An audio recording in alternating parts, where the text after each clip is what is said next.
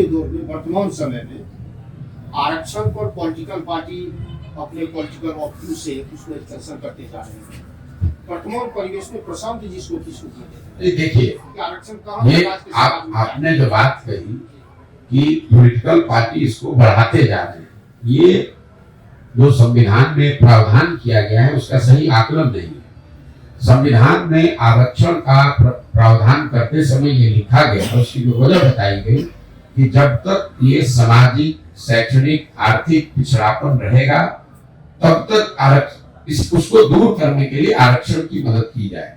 मान लीजिए कि आपका पैर टूट गया है, तो आपको प्लास्टर तब तक लगाया जाता है जब तक हड्डी जुड़ न जाए। तो जो 10 वर्ष या 20 वर्ष के आगे एक्सटेंशन की बात है, वो एक्सटेंशन इसलिए है कि सामाजिक, आर्थिक नजरिए से वो पिछड़ापन दूर हुआ नहीं। तो आरक्षण तब तक रहना चाहिए, दवाई तब तक दी जानी चाहिए जब तक ये रोग है। तो जिस दिन यहाँ पर दलित समाज के, अति पिछड़े समाज के लोगों की आर्थिक, सामाजिक, शैक्षणिक स्थिति सामान्य वर्ग के बराबर हो जाए, उसके बाद आरक्षण की जरूरत नहीं रहेगी।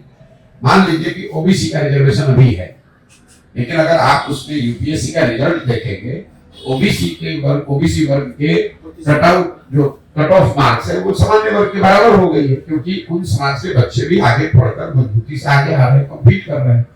तो दवा तब तक होगी जब तक रोग है। तो ये कहना कि पॉलिटिकल पार्टी जिसको बढ़ा रही है वो सही इंटरप्रिटेशन नहीं है। समाज में विषमता है, इसलिए आरक्षण की जरूरत है। मेरा मत यह है कि जब विषमता न रहे, सामान्य वर्ग और दलित समाज के, पिछड़े समाज के बच्चे भी अगर सामान्य एक तरह की शिक्षा पाने लगे तो उसके बाद आपको आरक्षण की जरूरत नहीं रहेगी। और मुझे लगता है कि वो वर्ग के लोग भी ये नहीं चाहते हैं कि हमको वैसाखी आरक्षण चाहिए। उनको आप सामान्य वर्ग के बराबर सरकार को करना चाहिए, प्रयास, हर संभव प्रयास होना चाहिए। सिर्फ आरक्षण देने से क्या होगा? मैं आपको एक आंकड़ा देता हूं। बिहार में लोगों की समझ जो है, कुल 1.57% मतलब 1.5% लोग ही सरकारी नौकरी में हैं। पूरे बिहार में चपरासी से लेकर संविदा कर्मी से लेकर मुख्य सचिव तक सारे पद को जोड़िएगा तो 1.5% लोग ही सरकारी नौकरियों में हैं। आरक्षण उसी में तो लागू है। 98.5% जो आबादी है वो तो सरकारी नौकरी में है ही नहीं, तो उसका आरक्षण का लाभ कैसे मिलेगा? उसको लाभ तो तब मिलेगा जब उसके बच्चों के लिए अच्छी पढ़ाई होगी, जब उसको जमीन मिलेगा, जब उसको रोजी रोजगार करने के लिए पूंजी मिलेगा। जब तक समाज में शिक्षा, जमीन और पूंजी की व्यवस्था नहीं कराएंगे तब तक सिर्फ सरकारी नौकरियों में आरक्षण की बात करने से आप बड़े स्तर पर समाज में परिवर्तन नहीं ला सकते। प्रशांत जी इसका मेंटेन कैसे करते हैं, कहां से करते हैं? ये तो जब से ये अभियान चला है तभी से बताया जा रहा है कि जो लोग मुझे जानते हैं उनको पता है कि पिछले 10 वर्षों में इस देश में बहुत सारे दल को, बहुत नेताओं को, बहुत लोगों को हमने अलग अलग तरीके से मदद की है। उनके आगे बढ़ने में, उनके जीतने में हमने कंधा लगाया है। तो इस पूरे अभियान को चलाने के लिए मदद वो लोग दे रहे हैं या उनके सहयोगी दे रहे हैं जिनको आगे बढ़ने में हमने मदद की है। ज्यादा जरूरी सवाल ये है कि बिहार में लोगों से मदद क्यों नहीं ले रहे हैं, चाय क्यों नहीं पी रहे हैं, लोगों से पैसा चंदा क्यों नहीं ले रहे हैं? वो इसलिए कि इस अभियान में एक बात जो हम लोग कहते हैं कि चाहे आप गरीब से गरीब व्यक्ति हैं, अगर आपकी नियत सही है, आपका जज्बा है, आप बिहार को सुधारने के लिए कुछ करना चाहते हैं, तो पैसे और जाति और बाहुबल की चिंता छोड़कर आप जन सुराज से जुड़िए। जन सुराज आपकी मदद करेगा ताकि आप अपने समाज के लिए, अपने परिवार के लिए कुछ कर सकें। बिहार में जो राजनीतिक गिरावट आई है उसकी एक बड़ी वजह यह है कि यहाँ पर जो समाज के सही लोग हैं उन लोगों ने पैसे या बाहुबल या जाति के प्रभाव में या उसके डर से राजनीति को छोड़ दिया है, राजनीति से अलग हट गए। तो जो आज से सैकड़ों साल पहले ग्रीस के दार्शनिक थे प्लेटो, उन्होंने एक बड़ी अच्छी बात बताई थी कि लोकतंत्र में, जिस लोकतंत्र में समाज के अच्छे लोग भागीदार नहीं बनते हैं, उसमें लोगों को इस बात के लिए तैयार रहना चाहिए कि समाज का कोई मूर्ख आदमी राजा बनकर उन पर शासन करेगा। तो बिहार में कमोबेश स्थिति वही हुई है कि जो अच्छे समझदार लोग हैं, जो सही नियत वाले लोग हैं, वो लोग धन बल के प्रभाव में, जाति के प्रभाव में, बाहुबल के प्रभाव या डर से कहीं न कहीं उन्होंने राजनीति को छोड़ दिया। राजनीति ये या नहीं छोड़ा तो उनको हाशिए पर डाल दिया गया।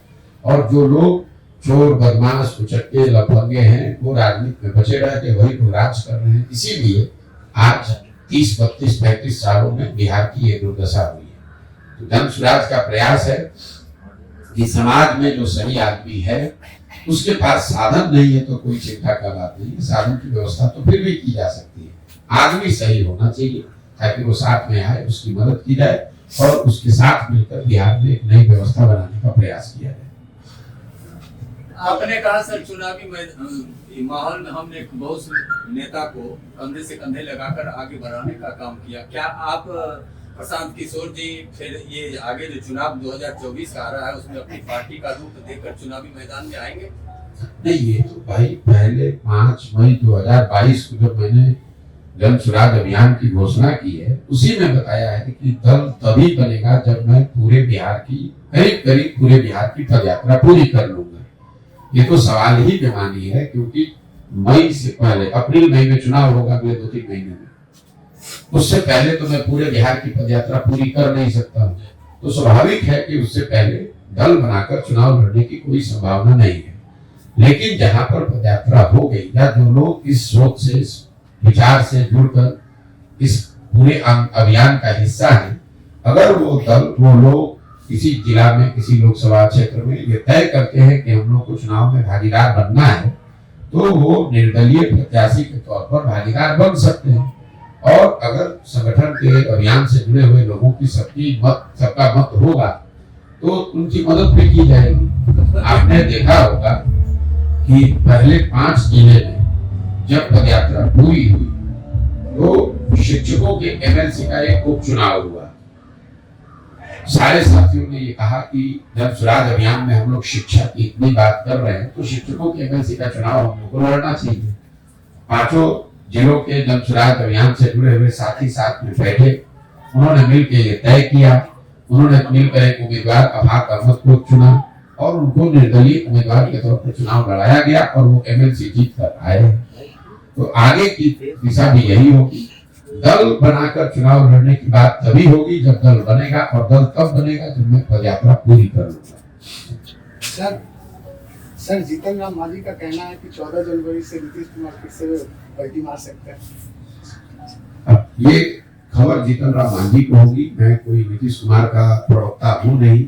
मैं इतना जरूर कह सकता हूँ कि नीतीश कुमार की राजनीति जो है वो अब करीब अपने अंतिम दौर में है। नीतीश कुमार को खुद भी नहीं पता है कि वो कहाँ रहेंगे। जब तक जहाँ है तब तक आप उसको देखिए कि वहाँ है। नीतीश कुमार कहाँ रहेंगे ये किसी को नहीं मालूम, उनको खुद नहीं पता है। इतना जरूर पता है कि लोकसभा चुनावों के बाद नीतीश कुमार और उनके दल का औपचारिक विघटन आप बिहार में देखेंगे। ये नीतीश कुमार के लंबी राजनीतिक कैरियर का अंतिम दौर है, अब खात्मे पर है। जितना दिन खींच रहा है उतने दिन खींच जाएगा, चाहे वो महागठबंधन में रहे, वापस एनडीए में चले जाएं, सबको छोड़कर संन्यास ले ले।